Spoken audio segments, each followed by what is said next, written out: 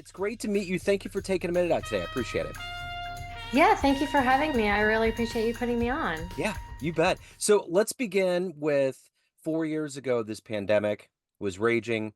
Nobody knew when we were going to get out of it, all of the ramifications that were going to go into how it was going to affect our lives. How did you ultimately survive that time period? And how did it change the way that you do things now? Well, actually, it's interesting you asked that because my life didn't change as drastically as I think a lot of other people's did. At the time, I was working as a teacher in a virtual school. So I was seeing clients one on one, mostly virtually. Yeah. Now, there were a couple kiddos that I would see in person, but most of them, as I mentioned, were virtual. So when the pandemic happened, we basically just kept going. There was just a little bit of time at the very beginning where we kind of paused everything, but then we just went back into rolling with the, same sequence that we'd been doing. And I think for me, it really made me think about what I was doing in my career because I was in the process of switching into becoming a counselor. And so when 21 rolled around, I actually switched careers into the counseling field. And so I stopped teaching and I became what was called a case manager, technically a care coordinator. And I started working more in that field. And so the pandemic kind of just made me really realize what was important in my life. So when I had students that didn't show up to sessions, I would go out walking and I would listen to podcasts or I would talk to family members or I would talk to friends that were available at the time, and it really kind of strengthened my connections and really just seeing what was important to me. So you have a very interesting mix of talents, right? Left brain things going on. But let's get to Mhm. the essence of what you do on a daily basis here in 2024. And to do that, I want to put you in front of a bunch of grade school kids at career day, third graders. One of the kids is curious and says, "Hey, what do you do for a living?" How do you answer them? Well, I would say, hey, it's great you're asking. I'd love to share with you. I would really just say that right now, I'm a licensed professional counselor. It took me a lot of time to get here, and I found out that it was really my passion that had started when I was a child, but I had gone on a road that went this way, that way, and the other way, and finally came back to where I really wanted to be. And the other thing also I could tell the kiddos is that I also am an author. And I work as an author. I publish books, which was something that was a passion of mine as a child. And I also work as an actress and I sing. And so I've really taken all of my interests and my passions and created those into a life that involves and incorporates all of them. And just as this little kiddo might have interests and passions, I would encourage them to go for their desires and their dreams as well. So when you were in the third grade, what was your ultimate dream for your life? I wanted to be a psychiatrist. My Okay. dad was a psychiatrist. Yeah. I wanted to be like my dad. And that was really all I knew at the time. And when I later went to become a psychiatrist, I realized that that wasn't the right route for me. So then I started trying all these different jobs and avenues and trying to figure out what was the right path for me.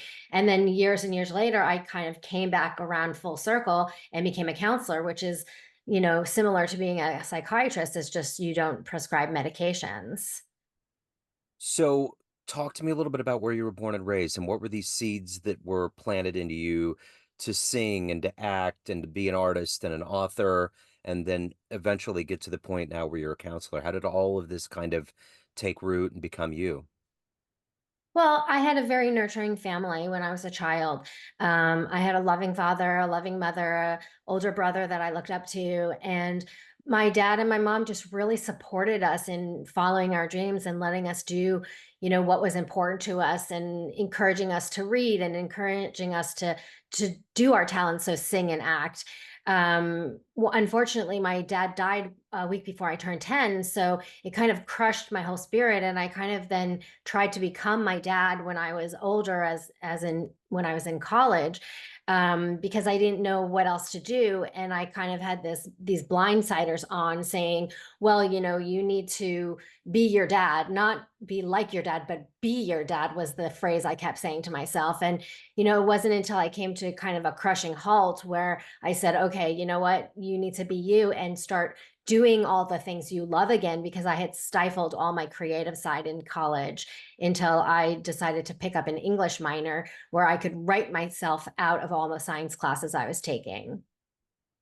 So, what was the first book? What was an early book for you that you read that made you want to either write or open your mind up to literature?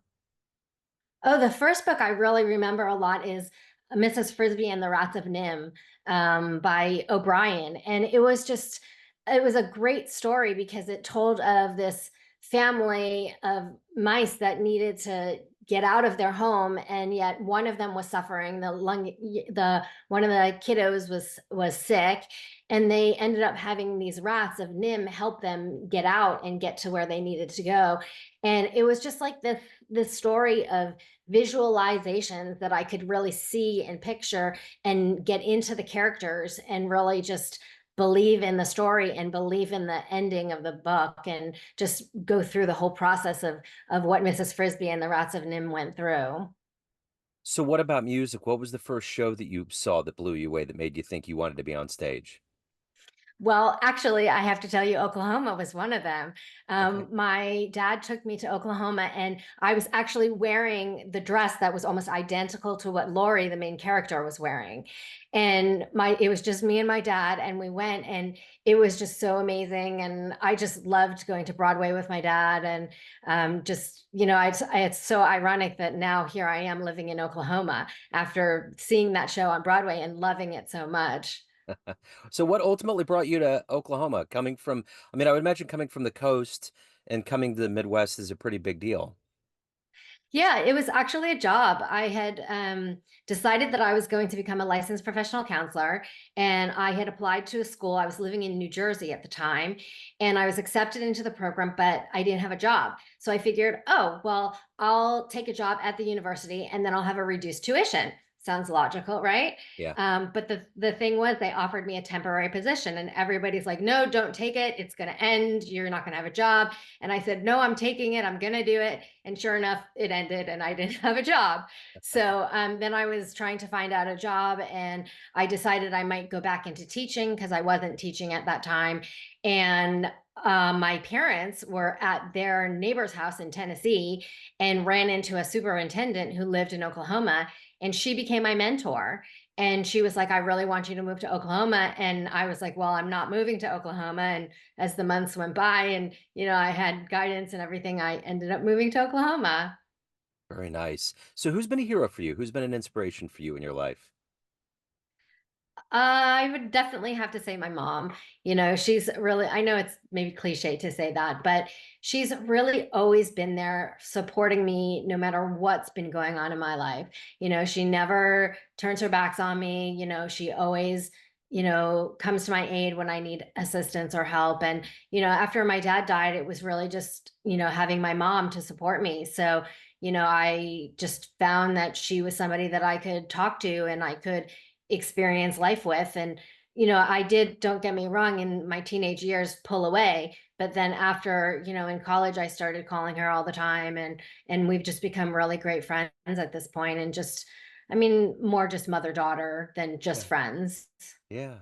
So, if you can meet anybody alive on the planet right now that you find fascinating or that might help you in what you're doing with your life, who would you love to hang out with for a little while?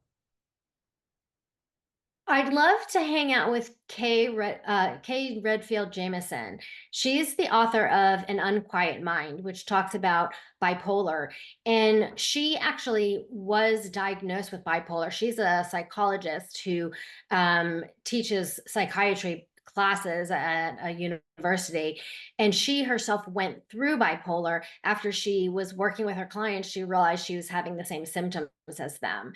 And so I just think she would be really interesting person to kind of pick her brains and, see what her experiences has been and how she's been able to handle that. As a licensed professional counselor myself, I think that she would be a great resource of knowledge, and also for writing her books, because my books have to do with my personal experiences as well.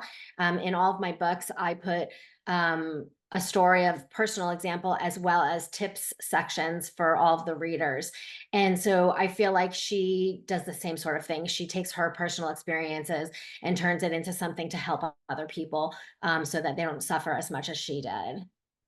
So, when you stack up everything that you do and that you've done in your life, professionally and creatively, from being a counselor to acting to singing to writing? What's the hardest? What's the hardest out of all of those, but has the biggest reward at the end? I'd honestly say, well, it's kind of twofold. One thing was, when I was younger, I did younger as in an adult younger. I did acting, and it was really easy to be the character and to take on the role. The hard thing was, in going to the auditions and not being the person they're specifically wanting, so that you don't get cast.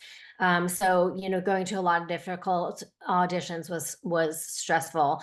But as a counselor, I feel like I have a very demanding job because I have to understand what the client is going through. And I'm very empathic, so I can do that. But it's very demanding when you're working with a lot of clients at the same time. And so, like, ideally, I would like to be able to niche down to work with a smaller caseload. So, speaking of auditions, what was one you went to where you just weren't sure whether it was going to pan out, but you got the role, the ultimate role that you were looking for, and it all turned out good? Well, this is dating me, but the movie A Beautiful Mind with Russell Crowe Yeah. and Jennifer Connelly, directed by Ron Howard. I went to that audition in New York City, and it was in the Lamps Theater, and I was running late, and so I ran into the audition, and everybody was seated there, and Bill Dance was up at the front. He's the casting director, and he's telling the story of the whole movie and Mr. Nash, the Pulitzer Prize winner that's characterized in the story. And I just knew so much that I wanted to be in the movie. And when Bill Dance was done telling the story, he ends up having people come up to the front by the stage. And he's calling people out of the audience, here, this person, here, that person. And I'm sitting in the audience and he's not calling me and he's not calling me. And finally, when almost everybody's gone, he calls me up and has me in front of the stage with these other, individuals wanting to audition for the movie. And he goes to me, he goes, "You look like you spent the morning in the bathroom." And I stood there and I'm like, what do I say? What do I do? Oh my gosh, he just said this to me. And I thought for a moment and I reflected and I said, "No, I haven't. Honest, I haven't." And then he sends me with two other girls to go get our pictures taken together. And I'm like, well, I'm never going to be in the movie. That's it. I blew it. And months later, he called me directly and offered me a role in the movie. Wow. And so I was just stunned and amazed. And the thing was, I ended up, you're not going to believe this, Joe, but I ended up declining the role because I had another company I was on tour with, and I had a conflict in dates when they were filming A Beautiful Mind. Wow. So I said to Bill Dance, I said, "I really can't accept this role." And he says, "Oh," he goes, "Well, I'm going to give you your SAG card." And I said, "I understand that, but I can't. I have a commitment to this other show." I said, "Please put me in the movie. Please put me in the movie." And everybody told me after that, "Well, they're never going to put you in the movie." And sure enough, they ended up calling me back to be an extra in the movie. So I was still in the movie, which was amazing. That's awesome. That's great. Yeah. I saw a movie at one point, and I can't remember the name of it. I loved it, and it examined extras, and it went through the whole thing of like how they're cast and the importance they play.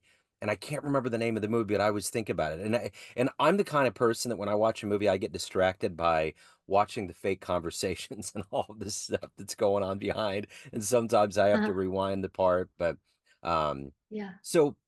What is it that gets you up every day to help people in counseling and all of your creative pursuits? What's that gumption for you every day to get up to do this and also to hold back and develop and evolve as a human being yourself? I really believe that what motivates me to get up in the morning is to help other people. And I know, again, that sounds cliche, but the thing is that when I know that where I've suffered and been comforted, I'm now able to comfort others so that they don't suffer as much as I did, that really motivates me. And also just knowing that I have, this purpose and this plan and this destiny for my life and that I need to fulfill it. And if I spend the day in bed all day, then I'm not fulfilling my desires and my dreams and my purpose. And so it's better when I get up and live my life and experience life and then feel those highs of helping other people and helping myself and just experiencing life.